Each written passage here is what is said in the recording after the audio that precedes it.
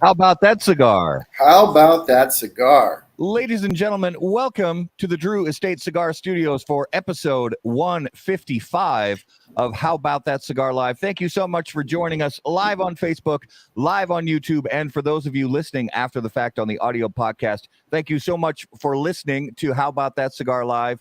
As always, here in the beautiful Drew Estate Cigar Studios, and let's remind you about the Barn Smoker program, which is returning this year. It is going to be bigger and better than ever before. The 22 Barn Smoker program will consist of these 5 epic and memorable events in Claremont, Florida, May 13th through the 15th. In Strasburg, Pennsylvania, July 15th and 16th. Ellington, Connecticut, August 12th through the 14th. Hopkinsville, Kentucky, September 30th through October 1st. And the Savage Feast 25th anniversary celebration, October 21st and 22nd in Parker, Texas. On the Friday night before every Barn Smoker event, Drew Estate will host a DE25 exclusive pre-party where attendees will be the first to experience new cigar launches from Drew Estate. These DE25 exclusive pre-parties will allow Drew Estate to share the excitement of the 25-year milestone with more people in an intimate setting with fantastic food and incredible live entertainment. For more info about the 2022 Barn Smokers, including a full breakdown of ticket tier prices and options, please visit barnsmoker.com. So, episode 155, and Garrett is on the road again. Where are you? Where in the world is Garrett Robinson? I am in jail. No, Sweet. I'm in Chicago, Illinois, and grateful for friends, Aaron Nielsen, local here, and we are at the Byron Cigar Lounge in Schaumburg. Give us a quick pan and let's just quickly say hi to everybody. Yeah. Turn your laptop. Good evening to all you fine people in Schaumburg, Illinois. Thank you so much for hanging out with Garrett while we're on the show.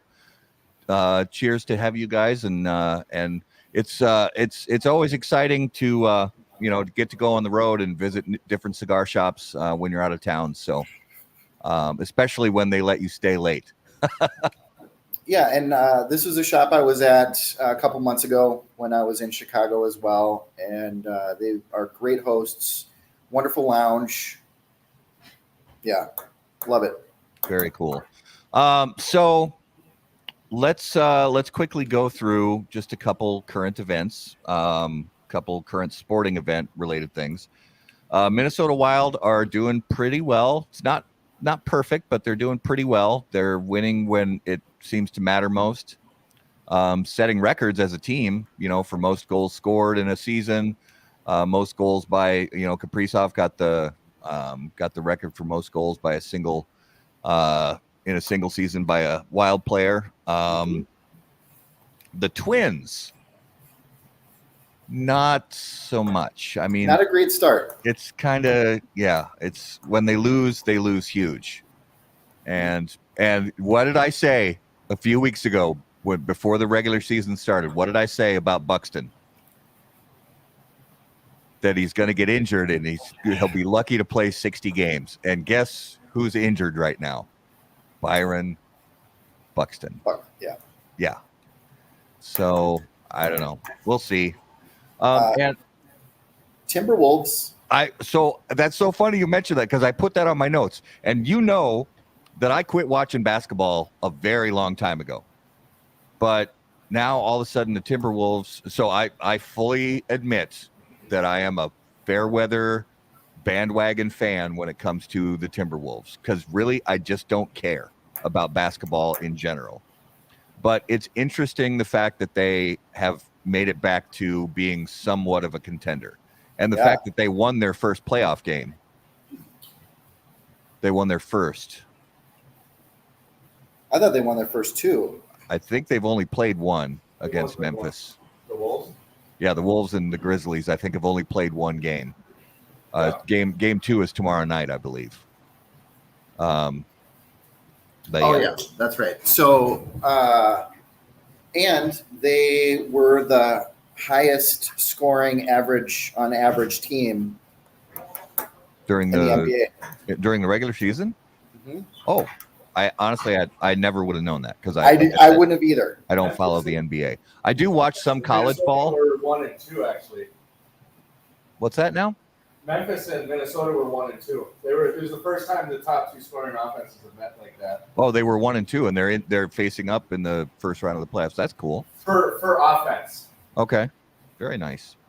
And so I don't know if as far as I know, the Minnesota Vikings haven't been making any more offseason moves, at least in the last couple of weeks that I'm aware of.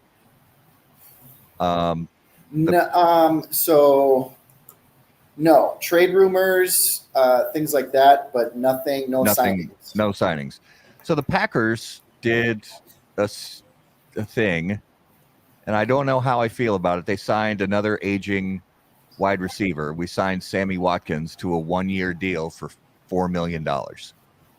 And I'm not quite sure if that's going to amount to much. But for all we know, he's going to have like his, best season ever. But I just don't see it. He's getting older, and I don't know. We'll see. But he becomes the guy that Rodgers throws to. Well, but there's rumors that the Packers are going to trade up in the draft to get one of the higher wide receiver picks in the first round. So who knows? Yeah, I think the ship has sailed when it comes to Green Bay's run of dominance in the NFC North. And Sammy Watkins is only 28. Yeah, that's like prime time. He's for the old. next, like 3 years. Mark Vanderslight, if you can't be positive on our show, take your Detroit self. Well, you're not Detroit, but They're not going to do anything. I care about the Packers, Raul. I care about the Packers. That's who. I love you, Mark. Let's bring on our special guest of the evening. It is absolutely time for our special guest. So, as always, on How About That Cigar Live, special guests are brought to us by our friends at Corona Cigar Company. Corona Cigar Company and coronacigar.com, the internet's largest and easiest to use virtual cigar store. Corona Cigar Company offers you the finest handmade cigars, humidors, and cigar accessories at the absolute lowest possible price. You'll also find unique and limited cigars containing Florida sun-grown tobacco. As a proud American, president and founder of Corona Cigar Company, Jeff Borshowitz, believed it was possible to bring cigar tobacco farming back to Florida. At Corona Cigar Company and coronacigar.com, you'll find the best selection anywhere in the world of cigars containing this special Florida sun-grown tobacco. If you live in Florida or are just visiting, be sure to visit any of the great Corona Cigar locations in downtown Orlando, Sand Lake, Lake Mary, and also the Davidoff of Geneva Lounge in Tampa. For more info on all of that, please visit coronacigar.com and floridasungrown.com. So, ladies and gentlemen, if you would please put your hands together and welcome to episode 155 of How About That Cigar Live from Blue Smoke of Dallas, Mr. Jay Davis. Welcome to the show. Good evening, gentlemen. How are you, Jay? Doing great. Fantastic. It's great to have you on the show. It was great to finally meet you in person at the TPE show back in, or actually no, it was at the Great Smoke. Great Smoke. Yeah, that was a great time. So if you would, Jay, start us out by letting us know where you're broadcasting from and what you have fired up right now to smoke. Well, I'm broadcasting from my house here in Richardson, Texas, and I'm smoking a cigar that I bought at the Great Smoke, which you can't really see. It's the Red Meat Lovers Meat Stick. Great cigar by Steve Saka. Very nice. Very nice. And if you are enjoying a lovely beverage with that cigar, let us know that too. Well, Willie Herrera's favorite, Diet Coke. Diet Coke. I go through my fair Love share of Diet that Coke. as well. Garrett, what are you smoking this evening? I am smoking the Tatawahe Petite Église, I think is how you say it. Gifted me by our good friend Todd Fickner, aka Ninja Studman, aka Sexy Beast Boy. I could go on. You could go on. Absolutely. Well, I'm going to fire up a knuckle sandwich Habano from Espinosa Cigars. And I think it's time for the Dunbarton Tobacco and Trust Toast Cam.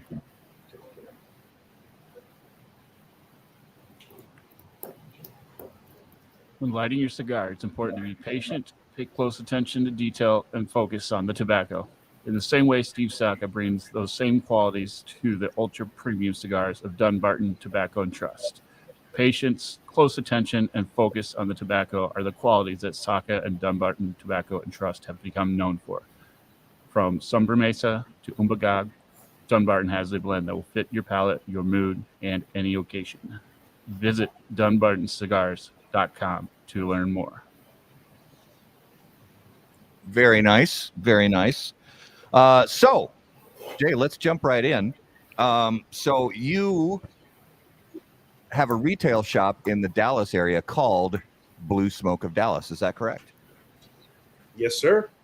Fantastic. So before we get into the nuts and bolts of Blue Smoke of Dallas, we'd like to take a little trip back and find out about your first ever premium cigar, when you had that cigar, and if you remember what it was, tell us what cigar you had. Well, I did not grow up smoking. My parents were heavy cigarette smokers, so I decided I was never going to smoke. But I was out playing golf one day. I just turned 40 years old, and my business partner said, "How about we try a cigar?" So when the golf cart lady came up, we each got a cigar, and it was a house blend. It was basically a knockoff of a Monte Cristo White or a Macanudo. And it was a Cowboys. We were a Cowboys Golf Club, so it was Cowboys Golf Club cigar or whatever. So I never really had a non-premium cigar before, and I was surprised that I really enjoyed it. And I just started visiting my local brick and mortar, maybe about once every couple of weeks, and then maybe once a week, and then a little bit more and more.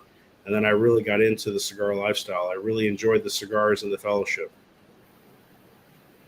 So you said that was right around your 40th birthday?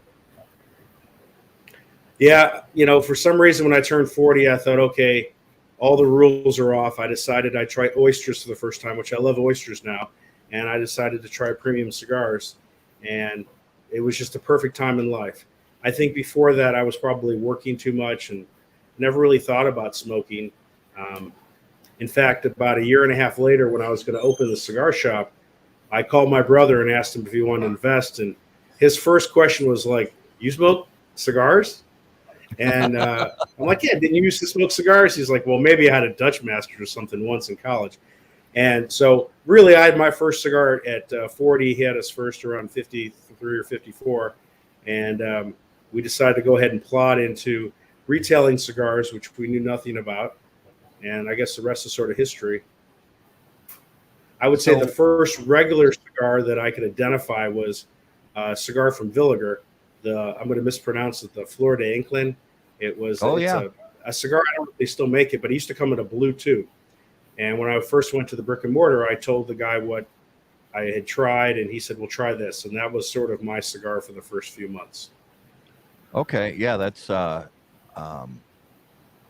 that cigar in particular in the Lancero, which I know Garrett is a big fan of.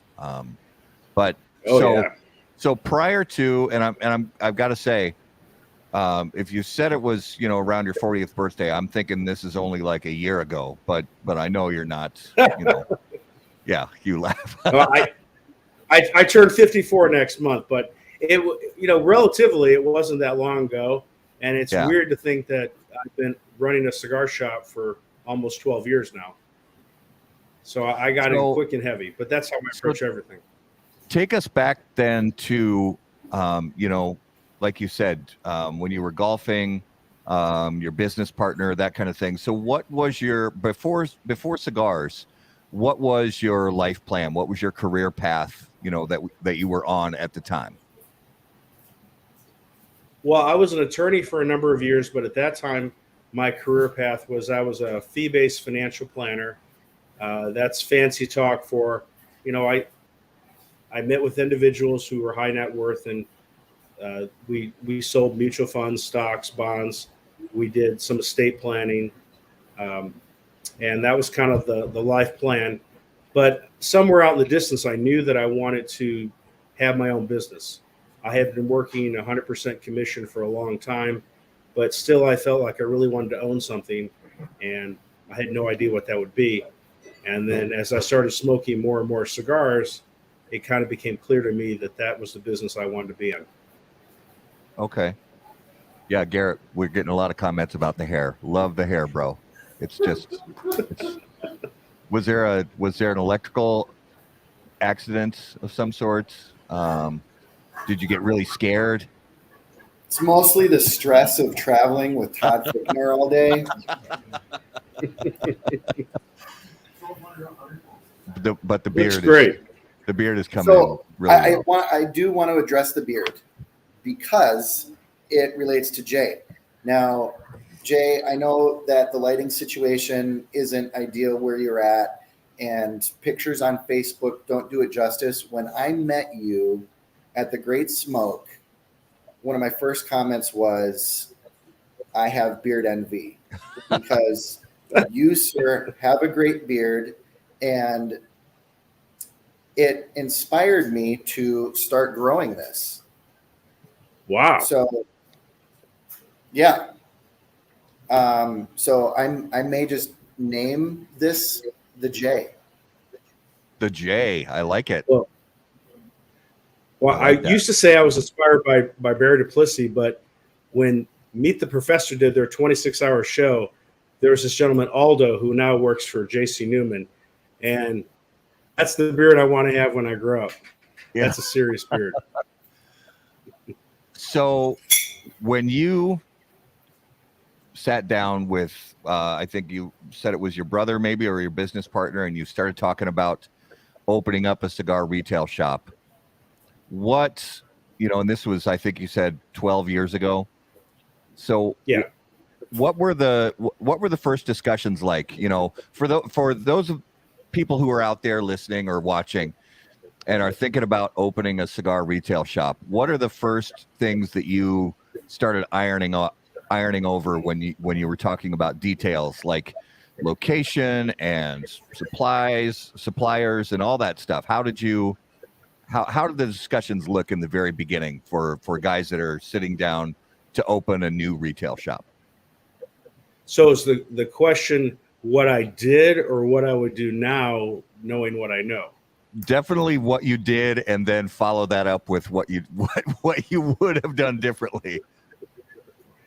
Well, initially, I was going to buy an existing store because the store owner wanted to get out of what he was doing, but that fell through. We had a setup upon price, and then he decided to double it like 3 days before we were going to take over, and that wasn't going to happen. So, one thing that I knew in my small travels was the importance of what I call reps. People that sell cigars to cigar stores. So I spent about 6 months meeting with the reps of various companies. I remember the first person I met with was Jack Sandlin, who was the representative for Oliva Cigars.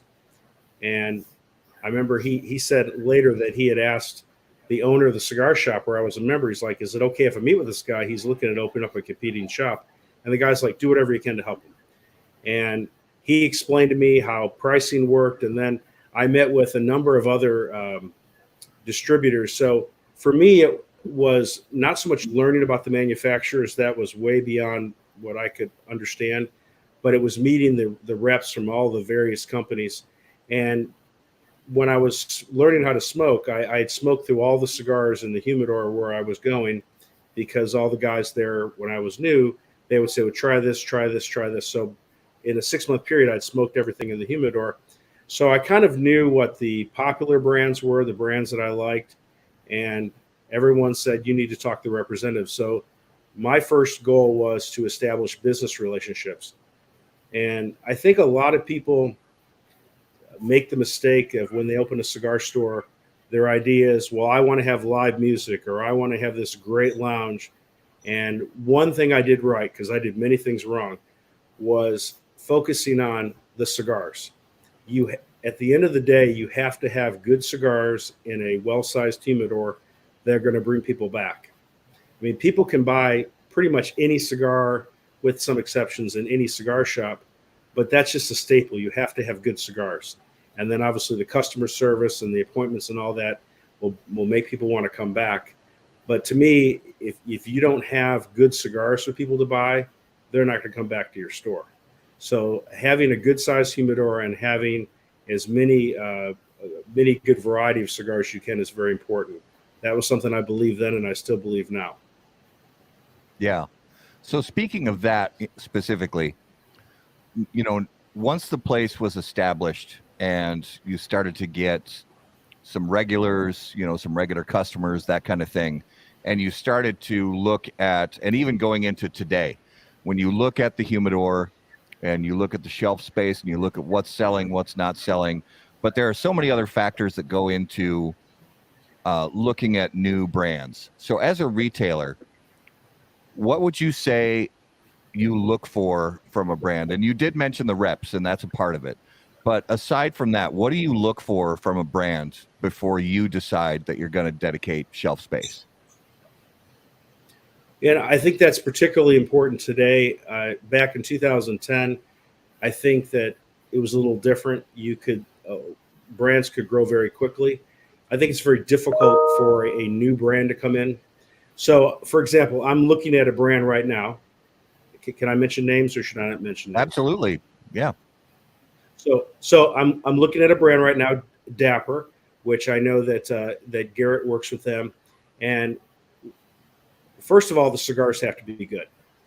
So I've done my due diligence. I'm smoking the cigars, but my manager wants to smoke some of the other cigars. I've reached out to Garrett and other people to learn about the brand. And then the second question is, okay, if it's a good cigar, where are the cigars made? Where's the tobacco coming from?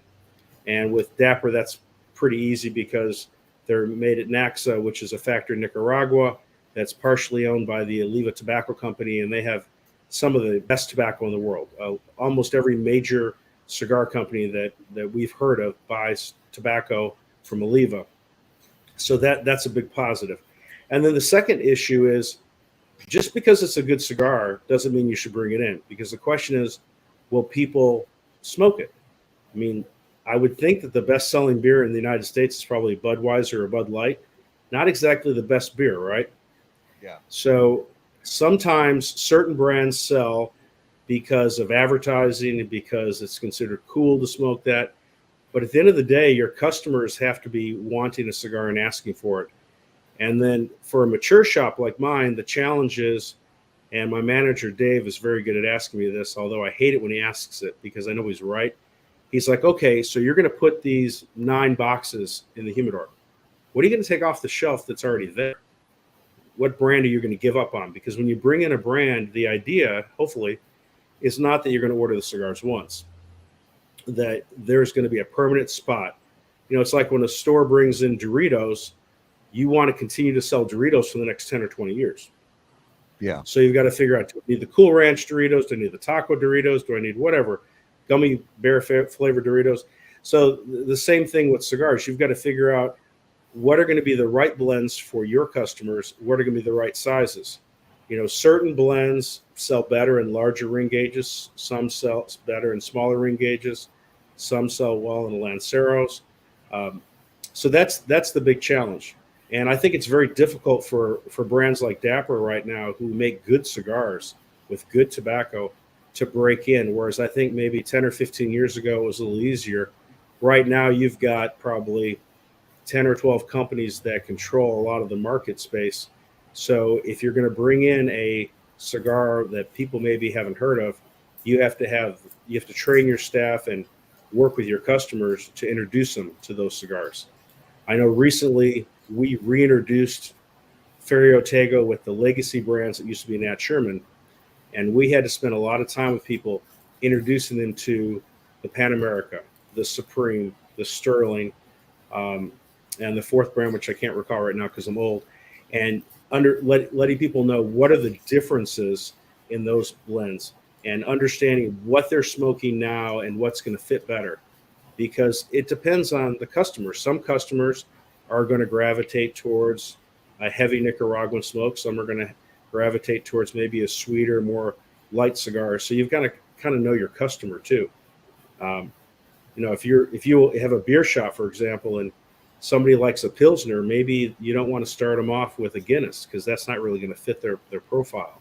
So that's part of it too, is you have to kind of figure out in your head what customers are going to buy what cigars and what sizes. And then, of course, when it comes in, it almost always works out a little differently than you thought. So that's always a challenge, is to figure it out. Because otherwise, the default, as Charlie Minato once said on one podcast, somebody asked him, they said, Charlie, if you owned a cigar shop, what would you bring in? He says, I'd have Fuente Padron and flavored cigars. Well, that sounds good on paper. But, there's customers who like Perdomo. There's customers who like Rocky Patel. There's customers who like Davidoff. There's customers who like La Flor Dominicana. So you have to kind of see what your customers like. And you could have the greatest display of Rocky Patel cigars in your humidor. But if your customers like to smoke the Leaf by Oscar, you might want to have that in your humidor instead. So that's the challenge. You have to know your customers, and cigar shops 2 or 3 blocks apart can completely differ as to what people like to smoke. And that's the challenge, is figuring out what your customers want. It's not about what I like to smoke. I mean, we want to make sure that they're good cigars and they're well made, but you have to make sure you have what your customers want. So let me ask, in your area, as I travel throughout the Midwest and I'm meeting with other retailers, it really, there's different pockets of, some retailers are best of friends and they support each other and send people to each other's shops. And then there's other areas where it's not necessarily the case at all. What is your experience in the Dallas-Fort Worth area, specifically your retail area?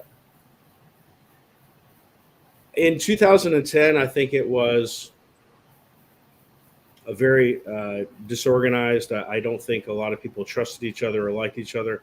That is not the case today. It's very commonplace. If I need a box of cigars, or if a customer needs something, we've got good relationships. So, for example, we are not an appointed merchant with Davidoff, and that's not a reflection on Davidoff. It's just that Davidoff only has certain appointed merchants, and we have an appointed merchant 1.9 miles away from us. So customers will come in and maybe they want a Davidoff, and if that's what they want, I'm not going to sit and try to compare. That's what they want. Well, I know I can call any of the Davidoff shops, depending upon where the customer lives, and say, hey, this guy's looking for a Grand Cru number 3, or he's looking for the Oscurio, what have you, and we can send them there. Sometimes the customer will be willing to try something else, but you need to pair up your customer with what they're looking for, and sometimes you just can't carry everything. And with most cigar brands, you have to sell a certain number of their regular cigars in order to get their special stuff. So you may not always have access to certain things. So part of taking care of your customer is to not be afraid to reach out. And in Dallas, I find that we call each other on a pretty regular basis. We want to help each other out. Or I've had stores call me and say, hey, I'm having troubles moving this product. Do you want to buy it for me at cost? And you can sell it, and vice versa, because we all have different customers and different needs. Well, so to answer your question, it's a pretty friendly market. That's good. That's good to hear. And one of the questions we have from a viewer kind of ties into what I was going to ask, and that's kind of about analytics. How deeply do you guys go into analyzing your sales numbers, what sells, what doesn't? And Greg's wanted to know what the top selling wrapper leaf is and Vitola in your shop, if you happen to know. I am a numbers guy, and I'm very aware of what sells. At our store, without question, the number one selling brand is Arturo Fuente, and I would say Cameroon wrapper. The African Cameroon wrapper that you get on the 858, the Don Carlos, the Hemingway lines, those do extremely well. I mean, obviously, we have a lot of cigars that sell very well, but Fuente consistently just sells extremely well in our store. And part of that is because we price Fuente at MSRP, and without getting into the details of it, Fuente has a different pricing model with lower margins than a lot of companies do. They have a more traditional margin that was more prevalent in the 20, 30 years ago than for other brands, and we charge the correct price. So we tend to sell a lot more volume of that. But part of that is just the customers.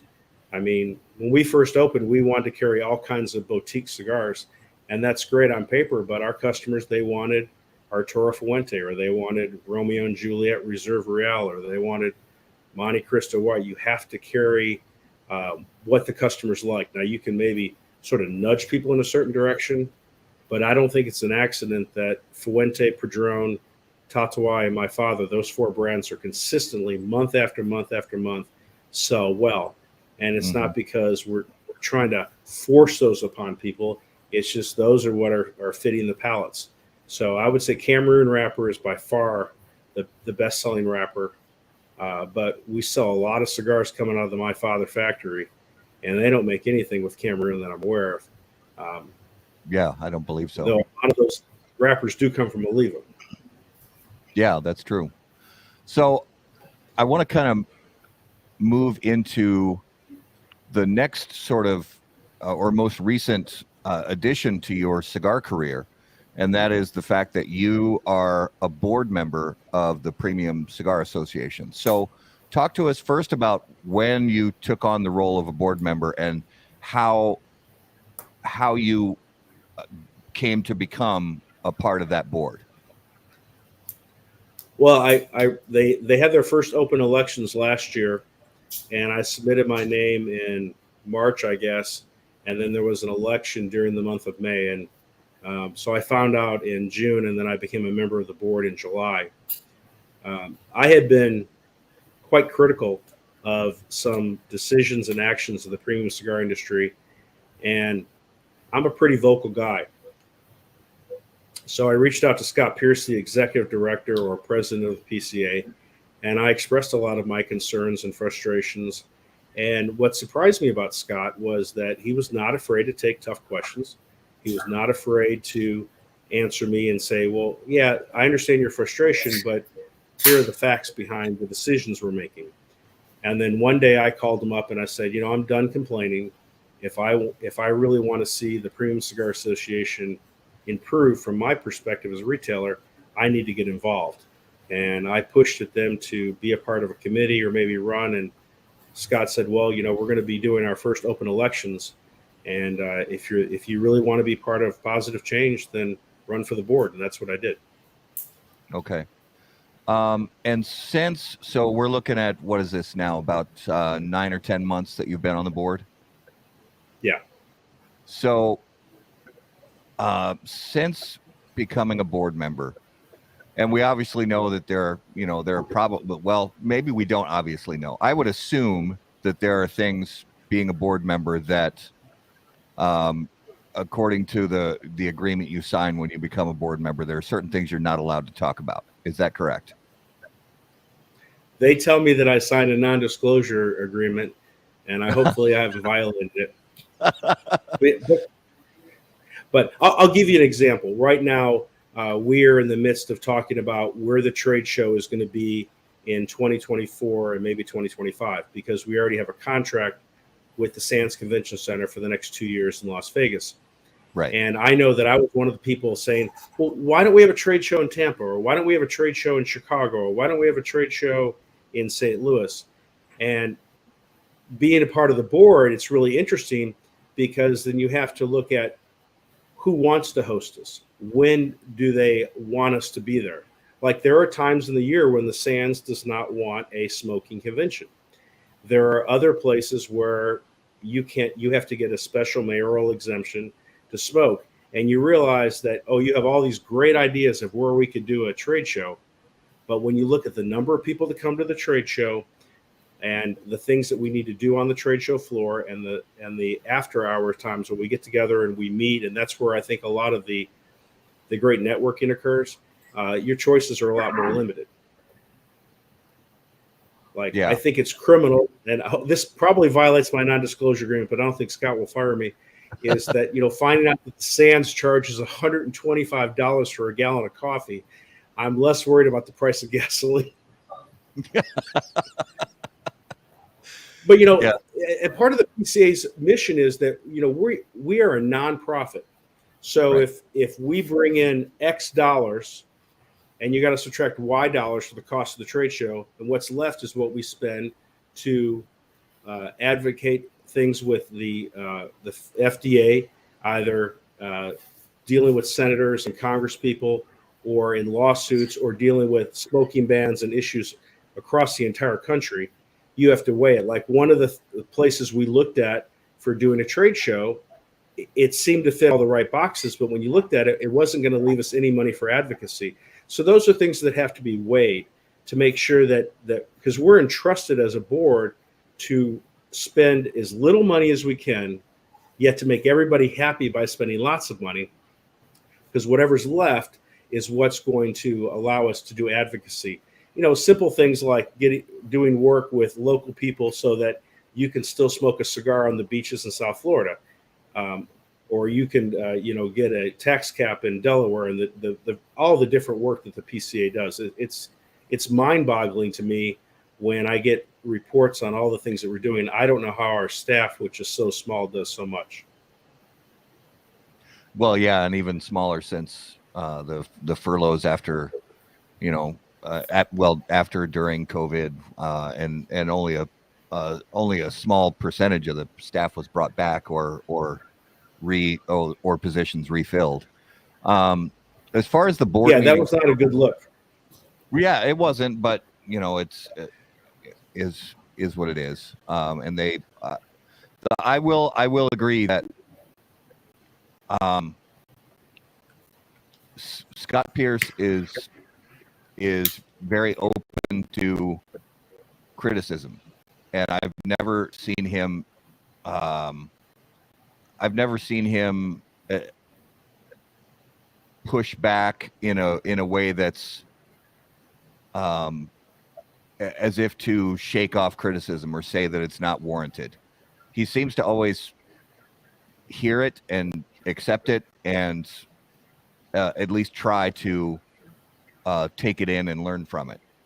And there's a lot to be said for that in this day and age, because these days criticism, not everybody in positions of leadership deals with criticism very well. And he knew what he was signing up for, and knew that there was going to be a barrage of criticism and, to what are we going to do to steer the ship? And I agree. He has done a very good job fielding all of that. And I look forward to the PCA in years to come. So, yeah, Jay, if you can take us, he does not get anybody. Go ahead. Well, no, go ahead with what you were going to say. Scott has a very healthy attitude towards criticism. He doesn't let it bother him. Genuinely, I think he's been quoted as saying, the lion doesn't concern himself with what the hyenas say, but at the same time, he has a very mature aspect that no matter who shoots the criticism or what it is, he spends the time to think about it and consider it, and that's an incredibly rare trait. He's always willing to listen, no matter where it comes from, and if it's a good idea, he's willing to pursue it. Scott always has a vision, like, we're here and we're going to there, but he understands you have to work incrementally. It reminds me of the movie Lincoln, where Tommy Lee Jones played a senator who really wanted a lot of things to happen, and it had to be explained to him, we need this first step. We need to pass the 13th Amendment first to get there. And Scott's very good at understanding from a political standpoint, okay, this is where we're going to go. And he never loses his eyes on the prize, but understands incrementally how you have to change. And in the 5 years that he's been the president of the PCA, I think that he has really kept his eye on the ball, and he's a great leader and a great employee. All the people that work for the PCA they really impress me. You ask them to do something, they do 110% above what you ask them to do, and then they always report back. I'm very impressed with them. So on that same line of thinking, when it comes to, like you mentioned Scott's vision, and I'll be honest, from what I've seen and I'm not talking about the current structure. I'm saying I've seen, because my first PCA show was 2016, and learning little bits along the way and diving in as much as I can to learn as much as I can about the PCA. And it hasn't always been easy to learn about the PCA, because until recently, the PCA hasn't been very transparent, but I do believe that's improving. So from the standpoint of what you talked about, the vision, that Scott has a vision and getting from point A to point B, how does the board help or hinder, real talk, how does the board help or hinder getting that vision realized? I think we do both. I think that we hinder that vision at times, and we help that vision at times.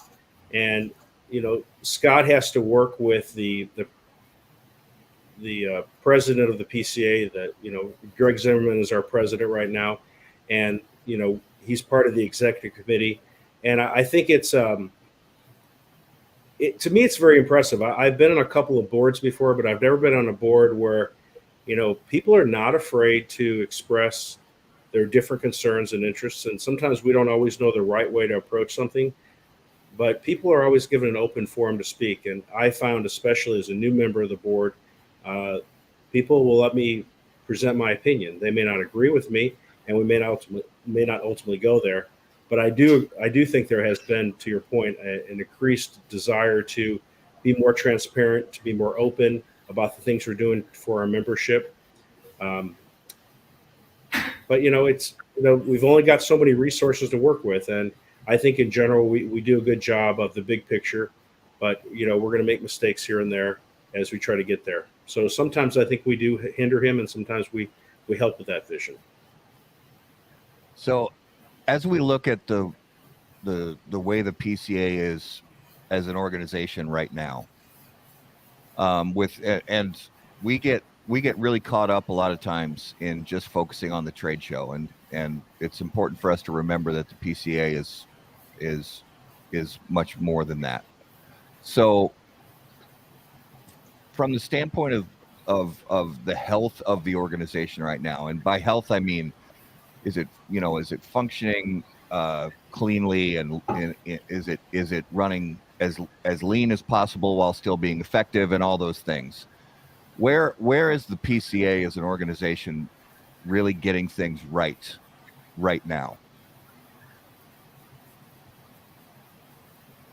I think they're doing a good job by paying attention to what I'd call a dual mandate. I think for a long time, the goal of the PCA was to run a trade show. And I think that everyone understands, with or without COVID, that you don't actually need to go to Las Vegas to sell your wares. But at the same time, that is how we raise money. And we're working on other ways to raise money as well. I think the PCA does a good job as far as trying to figure out how to get more people engaged. The biggest challenge I think the PCA faces is apathy, whether that is from consumers or manufacturers or retailers. A lot of people just feel like when they look at a problem, it's like Douglas Adams will say, it's protected by somebody else's problem field. You look at it and you think, oh, that's somebody else's problem. Well, the reality is it's not somebody else's problem, it's our problem. And it's amazing to me that, they're trying to change things on the federal level. They're trying to change things on the state level. They're trying to get state associations to get life into them. Recently, Josh went overseas to work on some international liaisons for the Premium Cigar Association. And at the same time, provide a great trade show where companies can go and sell their wares, but at the same time have money for advocacy, and yet also deal with issues that come up, like the responsible marketing pieces that have come out, to get people talking about things that are important for our industry. So, because we've got side A of that question I just asked, I've got to hit side B. And as an organization, where do you think the PCA is getting it wrong, and what can be done about that?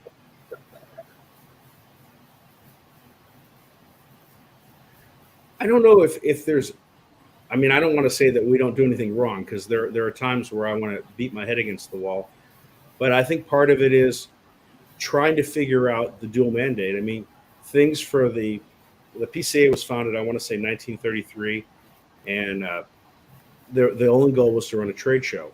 So the challenge is, how do you work with limited resources? You only have so many dollars to spend. If you spend money on having bacon at the breakfast meeting of the PCA trade show, you spend money putting carpet into a particular room so it doesn't look so industrial, you get criticized for spending too much money, or you get criticized for not saving enough money.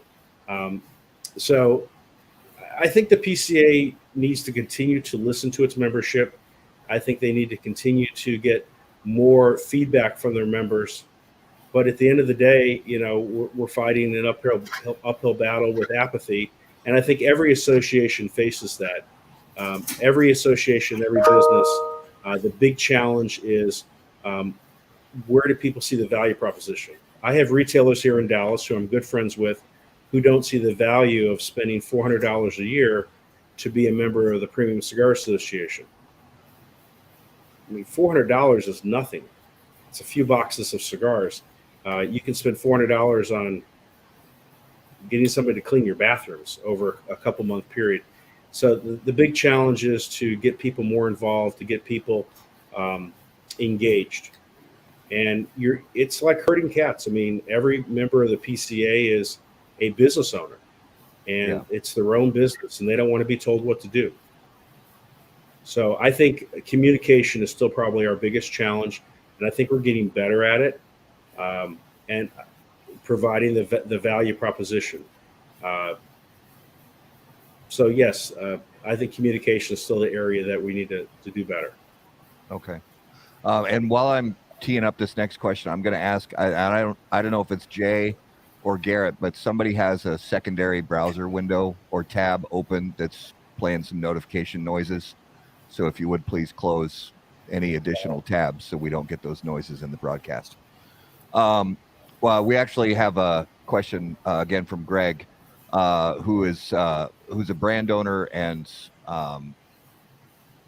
wants to know, what do you think the biggest threat is to the retail side of the premium cigar business?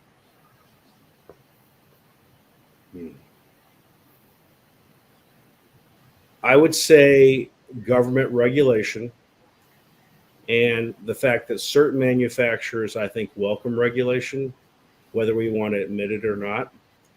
And I think that if I sat on the board and had shares in certain companies in the premium cigar world, I would want to be regulated by the government.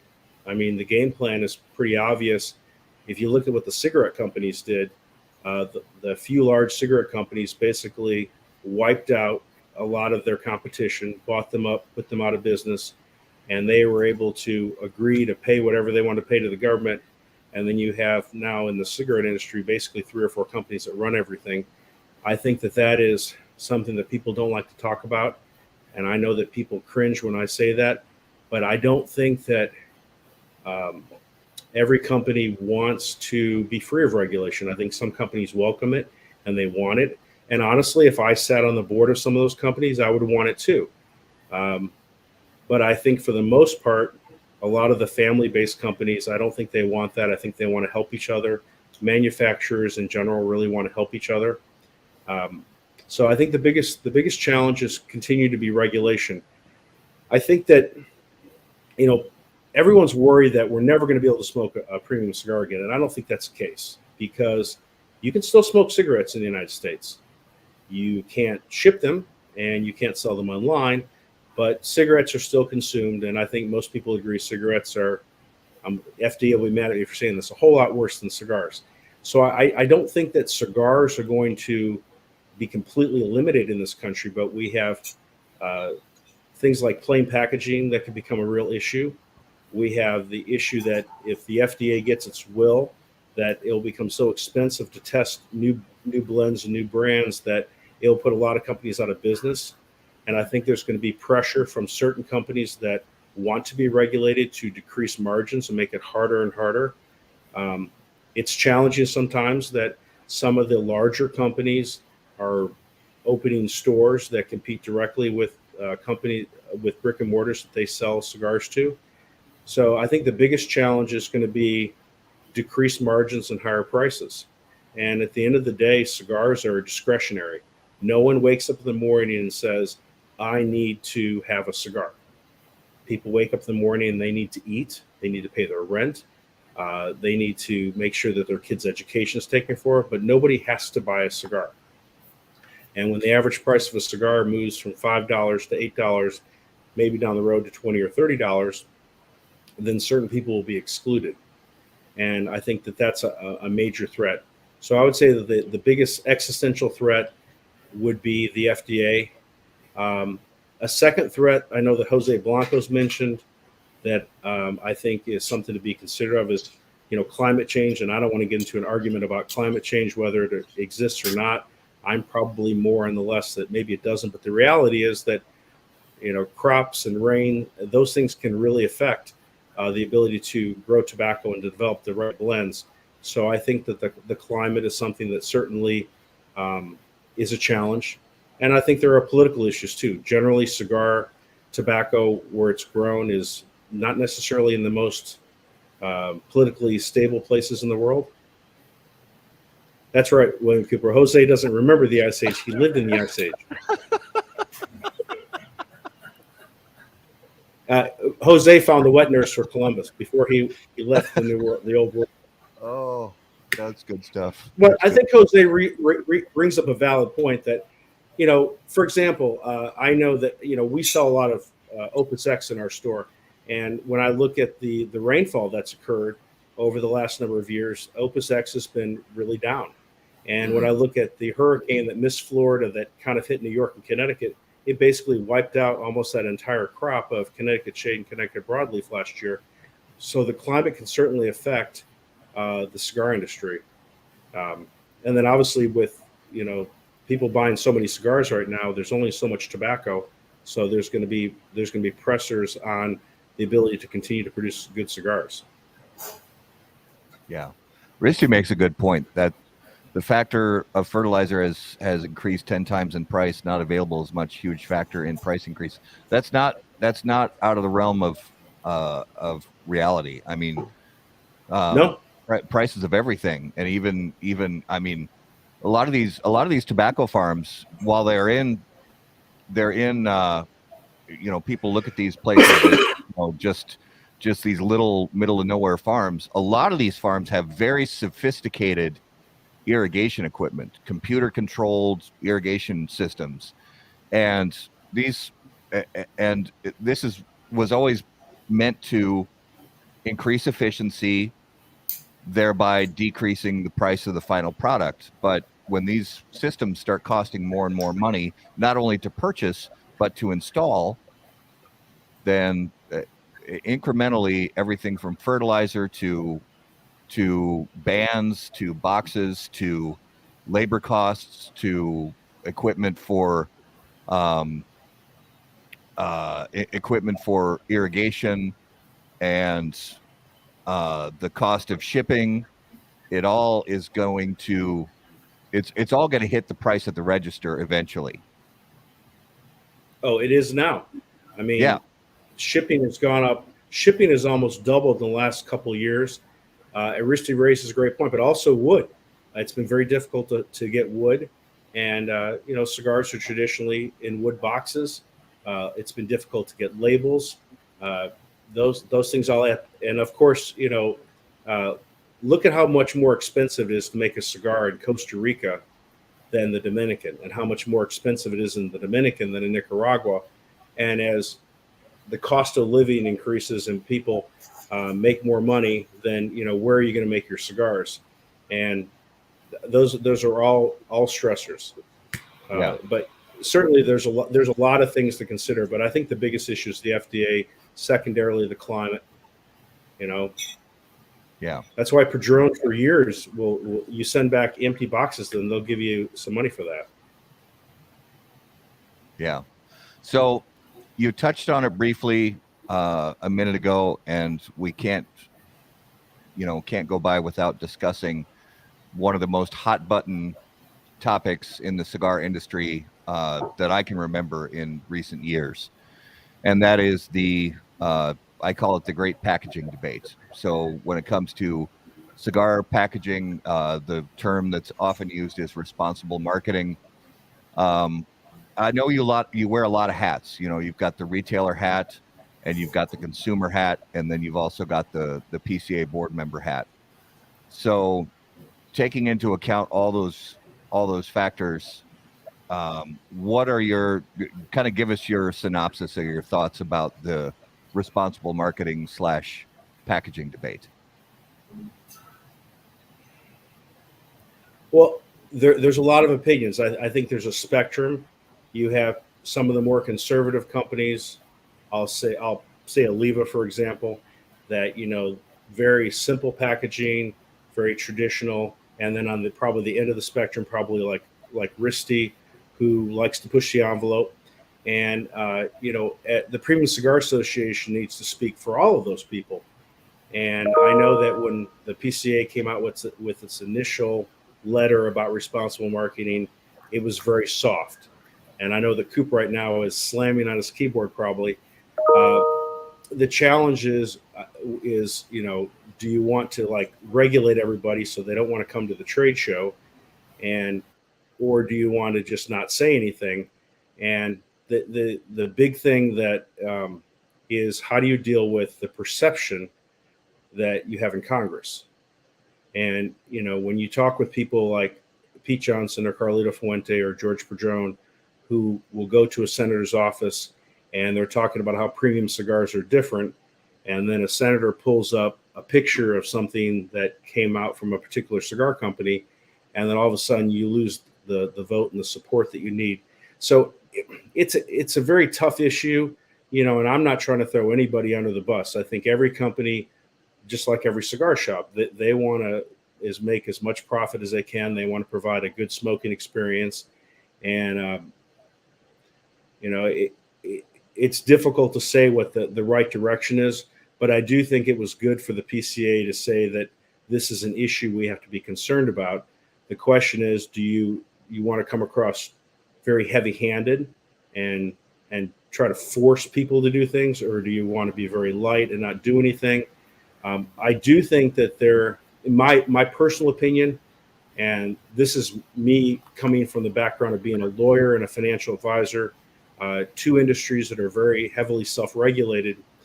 If the PCA can say to the FDA, this is what we encourage our manufacturers and our retailers to do, and these are the standards that we have set, and the things that you're seeing that you're complaining about, those are outside the standards. Kind of like the difference in someone who sells real estate versus, let's say, a realtor. I think that helps. So, for example, in the financial planning world, if you are a certified financial planner, you are held to certain standards. If, as a broker, when you sell a stock or a bond or whatever, you have to provide what is known as reasonable advice. But if you're a certified financial planner, you have to provide fiduciary advice, and you're held to a higher standard. And I think there are some benefits of self-regulation where you can say to the FDA, this is what we as an industry have decided that we think is best. And what you're seeing here, these outlying cases, they don't really line up with that. And I'm not, like I said, I'm not trying to attack anybody. It just, I think at the end of the day, the FDA is going to regulate us. And to the extent that we can pull some of that regulation away from them and say that we are taking proactive steps, it helps. So, for example, if a lawyer commits malpractice, you don't necessarily get sued by the state. The legal system handles it. There is a very complicated code of ethics for lawyers, and you have to adhere to that. And if you don't, then the Supreme Court in your state will take care of you. And that keeps the government out of the situation. So to the extent that we can, as an industry, and I'm not saying just the PCA, but we as an industry, manufacturers, growers, retailers, every consumers, that if we can set a course, we have a little bit more control over the situation. But like I said, it's going to be very difficult to get that in a way that everyone's going to be happy. And that's a very tough issue that we face as an industry, because I think that if we don't, then we can face some of the issues like with plain packaging, or some of the humongous taxes you see in places like Australia, or what happened recently this year in Singapore, where you can't even have a podcast that's considered advertising. Right. So those are all things that are out there that could really harm us as an industry. Yeah. And unfortunately, the needs of the whole are more important than the needs of individuals sometimes. But that's tough when the whole is run by a bunch of individuals. You know, yeah. The needs of the many outweigh the needs of the few, to quote Star Trek. So on that line of thinking, obviously being a board member of the PCA, every board member's, you know, it's not like there's like one person's vote on the board counts, you know, more than one vote. You get one vote, another board member gets one vote, so on and so forth. But if it comes down to it, so let's say at a board meeting, it's a motion is introduced to bring about some sort of regulation that comes in the form of cigar companies who wish to exhibit their products on the trade show floor and buy a booth at the trade show and so on and so forth. They are there will be restrictions put in place whereby if a product is deemed irresponsible marketing, let's just use that term. If a product is deemed irresponsible marketing and the packaging and the visualization of the product or the naming of the product is deemed, say, potentially marketing to kids, and that was put up for a vote at the PCA board saying we're going to vote yes or no on whether or not we should bar a company from marketing that particular product at their booth, showcasing that product at their booth, would you vote yes or no for that?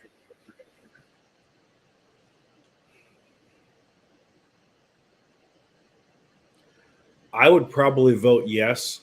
The reality is, if someone wants to sell a cigar, they can sell it.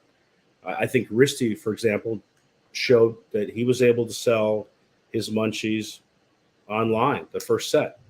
And I think that the PCA, if they're representing the industry, I think it's better to say to the FDA that, yes, this is occurring, but we're not encouraging it to happen. I think that puts us in a better position with the government. But at the end of the day, I mean, you know, whether somebody can exhibit or not, they're still going to be able to sell their product. I think that a number of companies have shown that by going to direct to consumer or working with certain stores that are not members of the PCA, they can still sell what they want to sell anyways. But I think it does help to take a stand. So I probably, you know, it's difficult to say without looking at the particular language or whatever, but I would probably support restricting certain things. And it's more than just candy bars too. It would be things like, you know, sex. You know, do you really want to have a cigar called The Porn with naked women on it? That being said, those cigars would probably get sold, but they may not get sold on the trade show floor. They're going to get sold someplace else. Because at the end of the day, if the consumer wants a cigar, they're going to go after it. I think Risty has shown, and I think and I don't mean to pick on Risty. Risty's a very smart guy. I really enjoy Risty's cigars, and he's not afraid to push. But Risty has shown, and I think other companies have shown, that if someone wants to sell something, they're going to be able to sell it with or without the PCA's blessing. And, it's free enterprise. So the PCA can only do so much. So the other half, or the other side of that coin, from a question point of view, is there's also, in addition to the cigar brands and the cigar manufacturers who exhibit their products at the PCA trade show, there's also PCA member retailers, you being one of those retailers, and many PCA member retailers across the country. If a similar vote came up saying PCA member retailers are prohibited from selling products that are deemed, quote, and again, to use the term, irresponsible marketing, would you vote yes to that as well? I think there needs to be a carrot and a stick. If you want to be I'll use the term, an approved PCA retailer, and you're going to make sure that you've got a clean bathroom, that you don't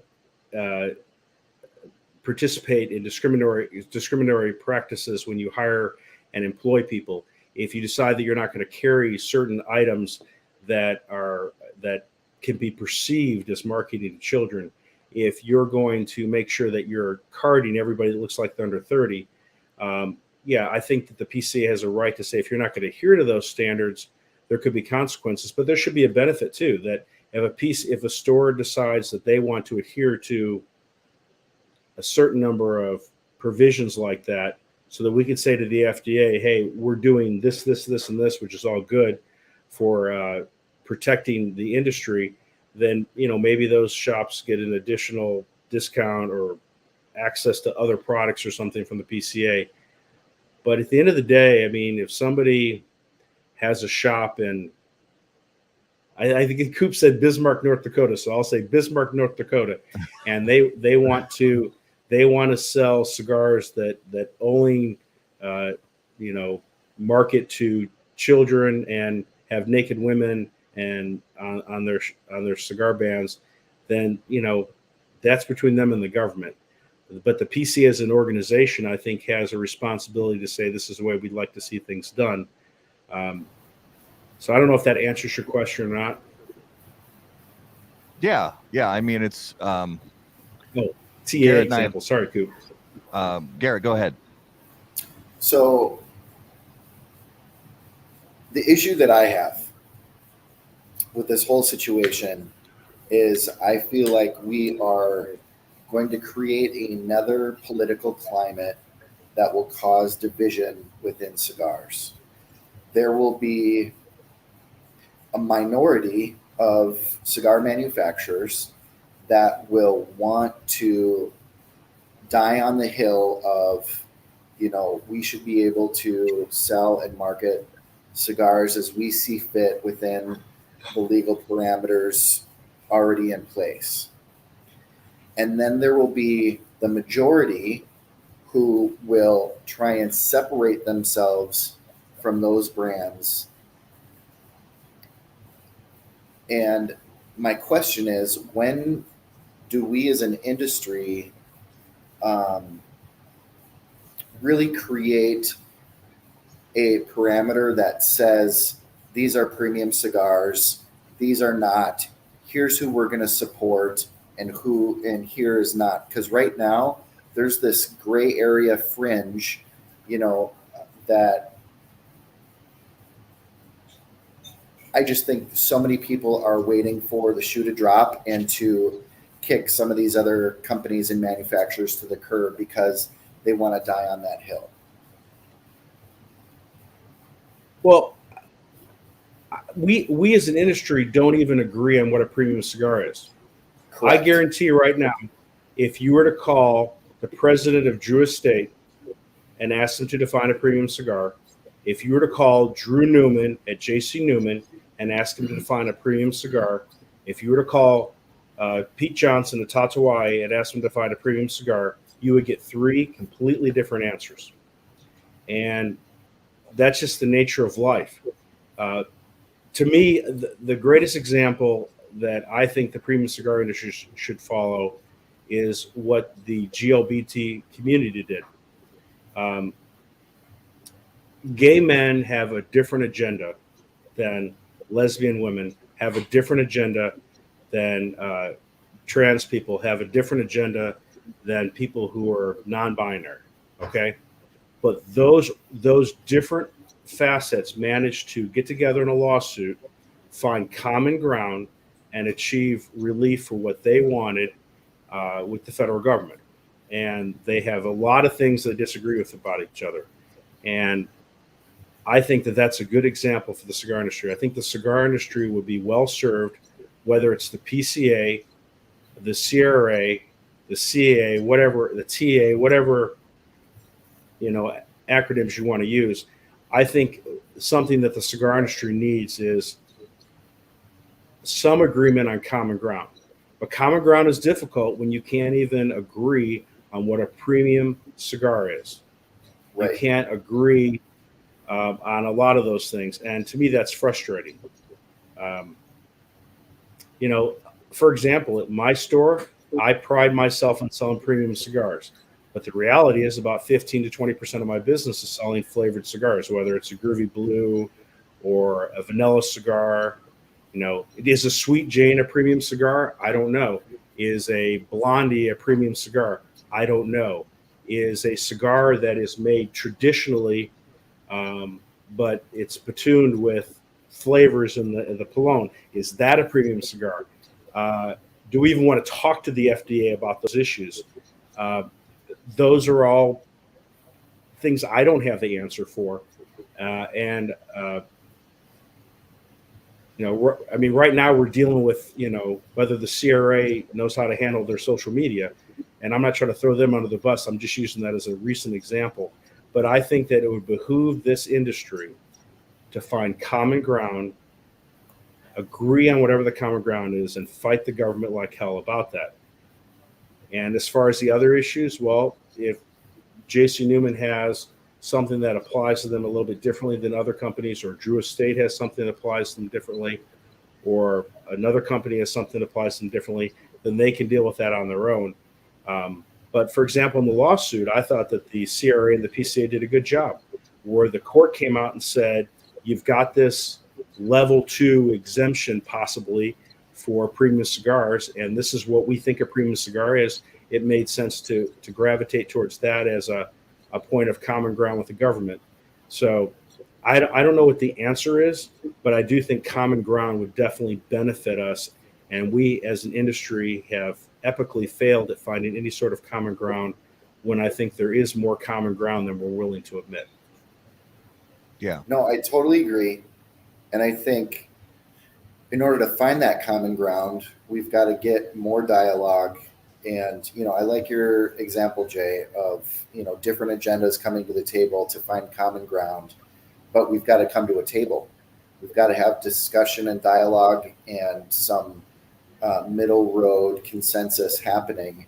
My fear is that that we won't do that, and that we will have division within the industry. And one of the things I advocate so much for in the cigar industry is its inclusivity, its ability to, like earlier talking about retailers that have community, that this industry is built on community. And I fear that this is an issue that will end up dividing rather than coming together.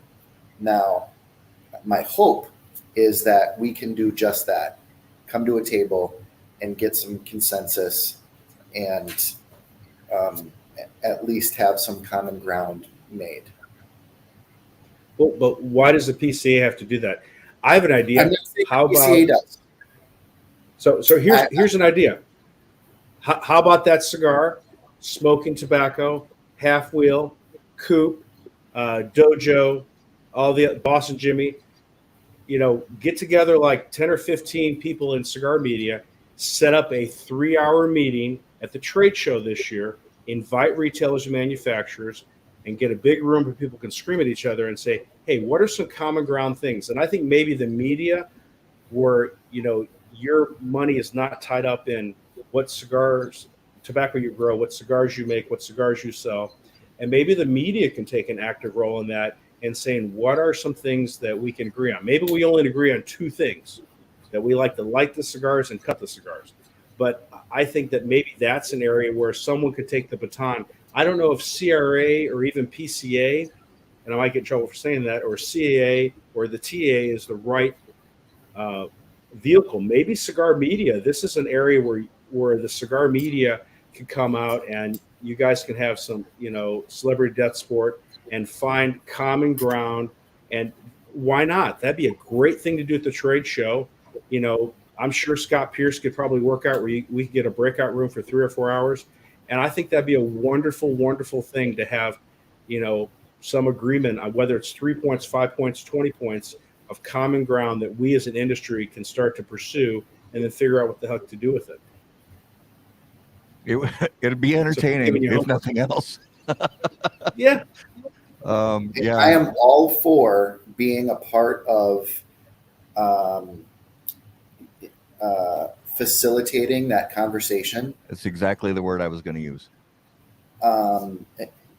I would love that opportunity. That's really that's why we do this show, really, is to facilitate conversation and have people tell their stories and stuff like that. But we have always, we have our opinions about all this stuff, but the fact is, there's nuance to everybody's opinion. And one of the things Garrett brings up regularly is that when we engage in any of this on social media, the good parts of it always get lost on social media because you can't have a real conversation on social media. Social media is, you're on one side of this wall and somebody else is on the other side of this wall and you're just throwing things over the wall at each other. And there's no actual conversations being had. It's just it's a monologue. And I'll be honest, the scenario you're talking about of having, a lot of the media people and a lot of the manufacturers in a breakout room together, it could get ugly. But it could be, if it's done properly, it could at least be somewhat productive, but it could get ugly in a hurry. I think that we would be amazed at how much we actually agree. Say that again, Jay. I think there's a lot more common ground in this industry that I think, for example, I think people believe that it's important to be able to enjoy a cigar and relax. I think people believe it's important to be able to buy a legal adult product. I think people believe that if they drink alcohol, they want to be able to pair it with that alcohol. I think people believe that that this is something that should be kept away from kids. I think people believe that the free market should determine this and not the government. So I think there are a lot of areas we do agree upon. And if there's areas we don't, that's fine. But there's a lot more common ground that I think we give ourselves credit for. No, absolutely. And I think we would do ourselves a disservice to not at least get to that table. And Jay, I would love to follow up with you on how we could be a part of at least getting a table set for conversation to be had. No matter how big or small it is, the fact that conversation is being had, I think is the key part. If we don't at least set that table, nobody's going to come to dinner, and we got to get people there. So, yeah, and there are smart people. I mean, I couldn't read the whole comment, but Risty had a comment. But I would like to see Risty at this meeting. I'd like to see Abe DeBevna at this meeting. I'd like to see Steve Sock at this meeting, Robert Caldwell at this meeting. People that have, Brian from Pravada. Get a lot of people in the room that maybe we don't agree about a lot of things, But you know what's funny is that despite what Risty may think, or Robert Caldwell may think, or Scott Pierce may think, or Ezra Zine may think, all these different, companies that, what Charlie Minato may think, I think we'd be surprised at how many things we agree about. Because, I've smoked a cigar with Risty, and it was one of the most enjoyable 2 hours I ever had. I drove up to another shop and hung out with Risty, and we had a great freaking time. And, there's so much more we have in common than what we don't have in common. And I agree. The term that you used, a dialogue, is what we need. Yep. Dan Thompson's company, he'd be a great moderator. Dan gets along with everybody. Yeah. I agree. Outside of it have to be in the evening, and there have to be alcohol probably involved. I'll drink that. Not too much, because then, and I really appreciate Katie's comment. She said most positive change over history starts ugly, and that's a very insightful comment. It's. Oh, have you watched the miniseries John Adams on HBO when they have the first couple Continental Congresses and they're just fighting like crazy, but when they finally started to figure out. Like one of the things that is so taboo to talk about right now in this country is slavery. But slavery was an unfortunate thing that we had to deal with later as a country in order to get the Declaration of Independence and get all the colonies on board. But the greatness of this country was we found common ground and we figured it out. And then unfortunately, we still had to deal with other issues later, which ultimately led to the Civil War. But still, and I know that Bear's probably going crazy because he loves history, but we can find common ground. And I don't think we should exclude people. Guys like Risty are really smart. Guys like Brian from Bravado are really smart. Guys like Carlito Fuente are very smart. And you put all those people in a room, and maybe the vitriol won't be as high as we think it is. And I didn't get to see Katie's comment. What was her comment? She said most positive change over history starts ugly. She's right. Yeah. And that's Justin's fiance, by the way. Justin's our producer here. So she hit the nail on the head. Yeah. Justin's wrong. I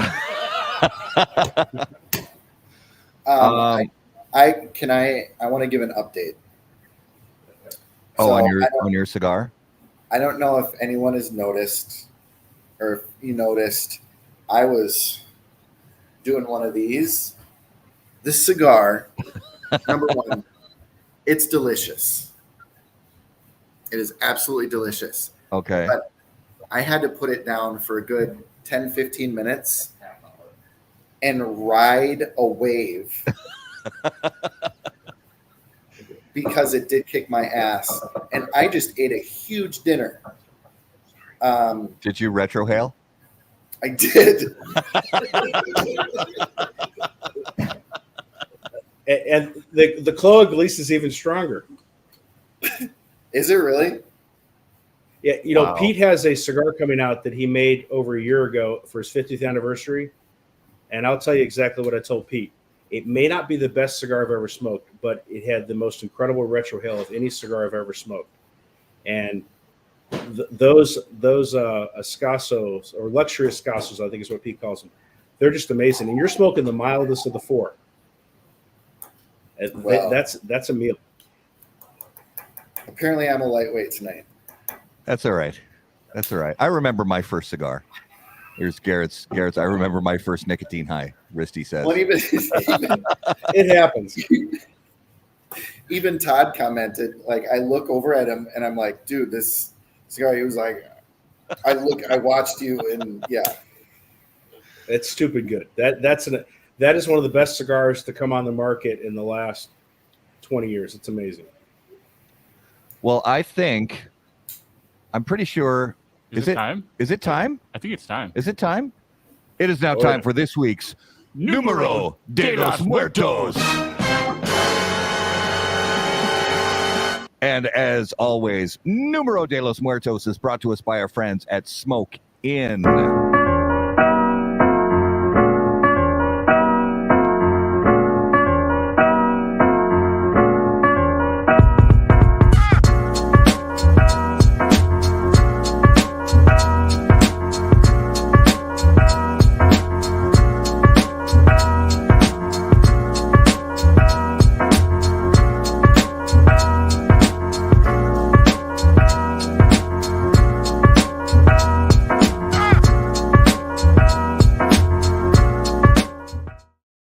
try to be political.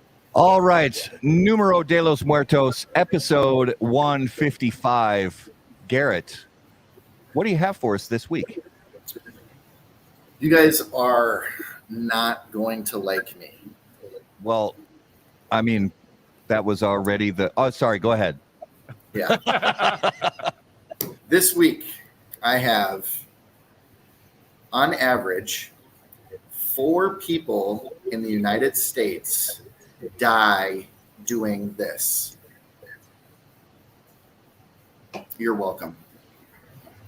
So, Jay, we basically get to play 20 questions and try to figure out what on earth Garrett's talking about. So, I just want to clarify. On average, 4 people a year die doing this. That is correct. Is this a global number? U.S. It's a U.S. number. 4 people a year in the U.S. die from this. Is it are they workplace accidents?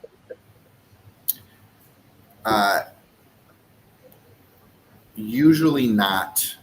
Okay. Low numbers are the toughest. Okay, so Chad, I don't think you should watch the show anymore. So it's not getting a haircut? Well, what about the Flowbee? You remember the Flowbee? The vacuum cleaner attachment hair cutting thing from the 80s infomercial? Yes. Probably a few people died using that thing back I'll in the look day. that up. Yeah. Well, you're in Chicago drinking Sterno. Oh, drinking Sterno. Wow. Going number 2. Yeah, peeing. Nope. No. No sex. No. Mm-mm. Shaving off a beard. Shaving off a beard named Jay. I love it. Wow. Thanks, Mark. I feel like we Farting. just all collectively became 13 years old. We this game always turns us into like adolescent, dirty-minded pigs, Yeah. and I love it. Yeah, it is nothing in the realm of sex or bodily functions. Are these applying for FDA regulations? You know, I think it probably caused a lot of headaches and indigestion, but I don't think anybody's ever died from it. Would these be considered? Is it a recreational activity? No. It's not a recreational activity. Is it related to eating? It is not. Okay, not related to eating. Cutting your toenails. No. Um, It's definitely paper airplane accidents. that would be awesome.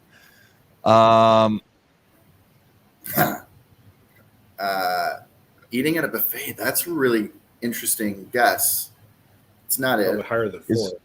Does it happen on land or water? Land. Are vehicles involved? Vehicles are not involved. Are weapons involved? Weapons are not involved. Walking the dog is not correct. Are animals involved? Like no animals, no kites. No animals were harmed in the making of this Numero de los Muertos. Correct. No rock climbing. Jump rope actually is a really good. I wonder if I could find that. That's a good one. Water skiing, nope. Happens on land. If you were listening, you would know that. Todd. All right. No, not walking off a loading by, not swing set, no. No animals, no vehicles. No mat tie, no animals, no swimming. Falling asleep. If you keep watching the show like this, you will fall asleep and maybe die. Not fishing, not slacklining, no water. I need Updating another. your iPhone? Are electronics involved? Yes. electronics are involved. Is it hanging a TV on the wall? Mm-mm. It's actually pretty good. It is a good guess. Is it installing components in a computer? Mm-mm. Does it have anything to do with servers? No. Samsung batteries, so you're not- No cell phones. Anything to do with mobile? No cell phones. Okay. No vape explosions. No ceiling fans. Not space heaters. Not e-scooters. No vehicles.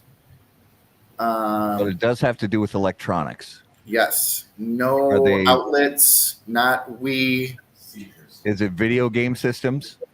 Nope. Changing a light Okay. bulb? Here, hang on. So Anthony is on the right track here. So Anthony says using a toaster, or is it putting your hand or utensil inside a toaster? No. Blender.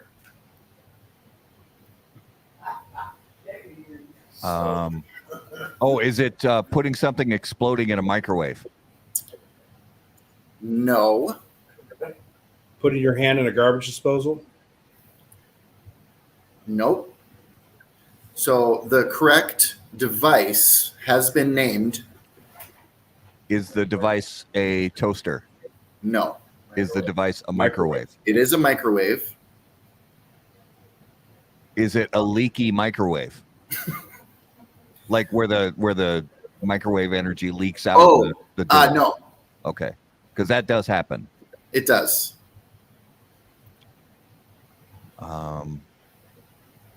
Yes, definitely cooking Coke. Is in it your putting microwave. is it putting metal in a microwave? Nope. Is it microwaves falling off of the wall? Mm-mm. Okay. Not metal in a microwave. Microwaving bacon? Oh, is it food poisoning from microwaved food? Ooh, Bear said that. That's really good. No, that's a really good Oh, guess. it's not that. Microwaving grapes? That was my wife's. Dude, have you done that? That's so fun to create plasma. I've never done that. Oh, Not it's a that. blast. It's not that. It's not superheating water. It's not plugging it in. Ooh, pacemaker. Mm-mm. Is it microwaving alcohol? No. Does it have anything to do with the item that's put in the microwave to cook? Or is No. it something with the mechanism itself? I mean, it would have to do with the mechanism itself. The being killed by the microwave turntable? Nope. Not that mechanism. The Or hitting them in the face. Aaron guessed microwave door hitting the face. Is it Yes. Roberto got it. Good job, Roberto. Microwave is microwave repair? Yes. So when people try to fix their own microwaves, they get Yes. zapped? Oh yeah. 4 people a week. 4 people a year. Oh, that's Because those things, zero risk. what are those things called? Transformer. Yeah. So yeah, it takes. So on the other end of that transformer is the amperage. Absolutely could be instant death. It is moving a lot of the little. Yeah, because our friend John Basil makes these awesome custom ashtrays with the wood burned. I forget what, if somebody knows the name of that, where you take that part out of the microwave and you use it and hook it up to jumper cables and put it on wood with some baking soda and water, and it makes these lightning bolt style burning patterns through the wood. There's a name, Lichtenberg. Thank you, Anthony. And our friend John Basil makes these awesome custom ashtrays with that wood burning effect. And It's actually not bad. it's so yeah, and he said that's no joke. You can't mess. And John, Basil is an electrical engineer, so he knows what he's doing when it comes to taking those things apart and reusing the components. Don't try that at home, pretty much ever. Yeah, high voltage, High voltage, high amperage. high risk, and low intelligence of the average American. So 4 people a year, not a big number. Not a big number. That was fun to get there. That was I'm good, glad though. we got there. That was good. All right, so that was this week's Numero de los Muertos. All right, so let's jump into the lightning round, and the lightning round is brought to us by our friends at J.C. Newman Cigar Company. They are America's oldest family-owned premium cigar maker, creators of the popular Brick House, Perla Del Mar, Diamond Crown, and the American. J.C. Newman Cigar Company operates out of their 112-year-old El Reloj cigar factory in historic Cigar City, Tampa, Florida. For more information on their cigars or their visitor experience, please visit jcnewman.com. So, Jay, some non-cigar related questions for you, sir. If you could hear the thoughts of one living person for 10 minutes, who would it be and why? My wife, so I'm not in trouble all the time. Brave man. You are very, very brave. Very brave. I don't have the strength to hear what my wife's thinking. I don't. I'm not strong enough. I freely admit it. All right, Jay, if you were about to get into a fight, what would your soundtrack music be? Oh, geez. Run away. Street Fighting Man by the Rolling Stones. Okay. That's a first time answer, I think, on that one. I would agree. Yeah, first time. All right. So, Jay, choose one of the following. You could hit a home run as a starting pitcher. You could score a touchdown as a defensive lineman. You could score a goal in a hockey game as the goalie, or you could score a goal in a soccer game as the goalie. Oh, I'd say probably hit a home run as a pitcher while pitching a perfect game. Oh, while pitching a perfect game. And speaking of perfect games, just last week, unfortunately, it was against our Minnesota Twins. But now I'm a jerk and I can't remember the guys. The pitcher from LA was pulled. Yeah, Clayton Kershaw was pulled at the before the beginning of the 7th inning, or he pitched through 7. So before the beginning of the 8th inning, he pulled him, and he was on his way to a perfect game. So frustrating. I weep for baseball. The designated hitter, the pollution's come to the National League now, and I actually I'm a fan of the DH, but that's that's a debate for another time. I'll tell you why I don't like the DH, because I think, to me, part of the greatness of baseball is, are you going to have that pitcher who's pitching a good game, but he's a liability when it comes up to hit? I think that is part of the strategy of baseball. Like, I know that the analytics say you never should steal a base, but that's also part of the greatness of baseball. But I'm a traditionalist. I love guys like Christy Matheson and Walter Johnson and Cy Young, and you know what? Yeah, maybe you damage your arm for the rest of the season, but Kershaw would have been what, the 21st or 22nd pitcher ever to pitch a perfect game. Bear would probably know that. He would have been the 20th.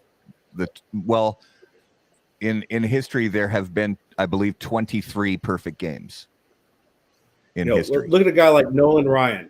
7 no-hitters, but he never had a perfect game? Correct. That's just, to me, the greatness of baseball are those little things, and that's why I love baseball. Now I'm hearing that Kershaw may have asked to have been pulled, he didn't ask to be pulled. He didn't ask to be pulled. His coach would have let him stay. He told Roberts, he said, "I'm feeling a little gassed," and based on that one comment, Roberts pulled him. You know what? I would have kept him in. To me, I'm a purist. It's one of those things that's so rare in baseball. But, I understand Roberts. He wants to win a World Series this year. And if his pitcher says he's feeling gassed, maybe you put that on Kershaw. Yeah. I don't know. It was fun to watch, even though it was against our team. Seeing a pitcher play like that it's a joy to watch, honestly. Mm-hmm. You have a great stadium, by the way. I got to see a game a few years ago up there in Minnesota.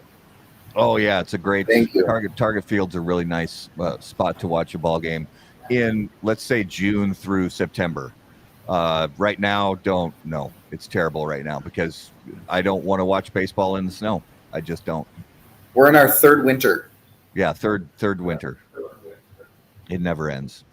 So let's move into this week's Notable Smokable. And Notable Smokables on How About That Cigar Live are brought to us by our friends at Ace Prime Cigars. Notable cigars, notable purpose, notable passion. So each week on How About That Cigar Live, each of us names a cigar that we've smoked recently that was interesting to us. It could be a cigar that's been on the market for decades that maybe we just smoked for the first time in a while, or it could be a cigar that's brand new that we just smoked for the first time ever. So Jay, what have you smoked recently that fits that criteria? I recently smoked a La Galera Habano, which is a cigar I used to smoke quite a bit, and I don't think I'd picked one up for probably, I don't know, maybe 6 months or 8 months, and I was in the Dominican Republic, and Hochi gave me one right off the production floor, and I smoked it. It was one of those, oh my God, why haven't I been smoking these? It's such a delicious cigar. It's very affordable, and it just reminded me that sometimes that we're so focused on what's new that we forget about a lot of great cigars that we already have in our humidor. And that's just a great, $7.50 cigar that I really enjoyed, that I had just denied myself of that for a good 9 or 10 months. Very nice. Garrett, what was your notable smokable this week? I am going to say I smoked the Davidoff Florida Sungrown. Okay, nice.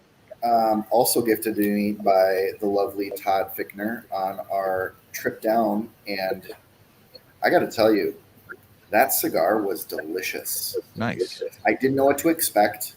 But Jeff and crew with Davidoff, my hats go off to them. That is a damn good cigar. Yeah. And before I get to mine, I want to echo what Bear mentioned, the Gran Habano Blue and Green Robusto. I had not seen that cigar in any local shops. I know this was very highly regarded by Bear. I want to say it was maybe on his top 10 cigar of the year list a couple of years ago. And I'm sorry if I'm remembering that right. I just specifically remember him talking highly about that cigar. And I found it at a small shop actually in Wisconsin and picked it up, and thank you to Bear for recommending it. I love that cigar. I really enjoyed it a lot. But my notable this week was actually I kind of went back in my some of my early days of cigars, and I picked up out of my humidor. I've got some from a box from probably years ago. I honestly don't remember how old they are, but the Tatuaje Cabaguan, just the original. I mean, it's always, I can't remember ever smoking one that wasn't good. And it's just a pleasing aroma and flavor and burns great. And I love that cigar. And it's so, like Jay said, it's so nice sometimes to come back to a cigar you haven't had in a long time and just remember how it sort of gives you, because, there's been some construction issues lately, and it kind of brings back a little faith in cigars that, everything's okay. No worries. Everything's fine. There's still, there's still good cigars being made out there. So I just love that one. So that was this week's Notable Smokable, brought to us by Ace Prime, improving lives through fine cigars. Please visit aceprime.com to learn more. So Real quick. Yes. Real quick. I just want to thank Jay for not only all the hats he wears as a retailer for the PCA, but his attendance in cigar media and spreading the love, watching cigar media, and being involved in this industry. I love the fact that you're on the PCA and you've got your finger and on the pulse of this industry. Thank you for all you do and how much you support us, both just as a cigar consumer, watching media and engaging. It means a lot. So thank you. Absolutely. Oh, you're welcome. I love cigar media. Whenever I get into something, I go full bore, and it's always great to hear the different things that you guys are talking about. And like we had this ridiculous segment on Dojo the other day about your favorite fast food meal, and I can't remember the last time I thought about Burger King onion rings, and things like that. It's just fun. Yeah, I saw that segment on that Dojo show, and I had some agrees and some disagrees with the fast food section, but it's all good. That's why everybody's got different tastes. It's all good. So to give our viewers and listeners an idea of some cool stuff we have coming up in the next few weeks. Next week on the 25th of April, we have Fred Rui on the show from Illusione Cigars. And then we are already going into the month of May. On May 2nd, we have Ian Reith from Dapper Cigar Company. Very excited to have him on the show. We got to interview him at the TPE trade show back in January, and excited to get him on the big show on Monday night so we can get his full story. So Jay, thank you again for being on the show, and please give our viewers and listeners an idea where is the best place for them to find out everything they need to know about Blue Smoke of Dallas. Well, I'd like to say our website, but it's not very robust. I think our social media, probably our Instagram, blue_smoke_Dallas, usually put up different cigars that I'm smoking, as well as new things that are coming into the store. And we're located in Dallas, near Love Field at 4560 West Mockingbird Lane. So for those of you familiar with Dallas, it is on Mockingbird between the Tollway and Love Field. Very cool. Very cool. Well, Jay, I'm going to echo what Garrett said, and so many of our viewers have said. We're grateful for not only for you being on the show tonight, which we are super grateful for, but for your for your activity in the cigar world. We are also consumers of other cigar media. We watch Coop Show and Dojo Show and Bear Show, and seeing the fact that you're usually a staple in the comments, that you're actively listening and participating and wanting to know what's going on in the cigar world. And that shows that you have, like Garrett said, you have your finger on the pulse of what's going on, and you actually, you care enough to want to know what people are saying about the premium cigar world. And that's meaningful to us. And we're grateful to you for that, and we look forward to great success for your retail shop, and great success for the PCA, and in that it affects really all of us. So all the best to you, brother. Thank you. Thank you very much. Thanks for having me on tonight. All right. So viewers and listeners, guys, thank you so much for always being the best part of How About That Cigar Live. We are so grateful to you for watching and listening. If you're on Facebook watching, make sure to like the Facebook page. If you're watching on YouTube, please make sure to subscribe to the channel.